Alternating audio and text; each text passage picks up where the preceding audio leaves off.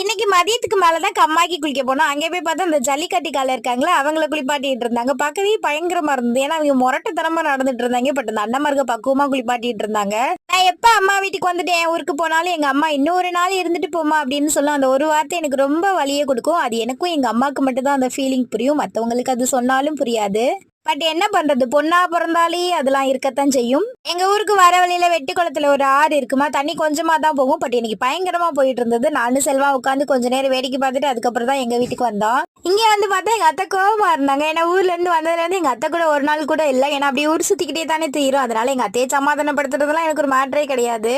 Dress எல்லாம் நிறைய இருந்தது. அம்புட்டையும் ஊற வச்சுட்டு சென்னையில இருந்து வரும்போது ஒரு மணி பிளான்ட்டும் அப்படியே வர வழியில ஒரு பெட்ரோல் பேங்க்ல ஒரு கண்டு அட்டையை போட்டு வந்தேன். வைக்கவே இல்லையா, இன்னைக்கு தான் எல்லாம் ரெடி பண்ணி வச்சிட்டு இருந்தேன். அப்படியே கார்டன்ல போய் பார்த்தேன், ஒரு நம்ம மரத்துல ஒரு குட்டி கொய்யாக்கா ஒன்று காய்ச்சிருந்துச்சு. ஒரே ஜாலியாயிருச்சு. அது மட்டும் இல்லாம போன டைம் ஊருக்கு வரும்போது ஒரு மல்லிப்பூ செடி ஒன்று வச்சிருந்தேன்ல, அதுவும் நல்லாவே வளர்ந்து வந்துட்டு இருக்கியா.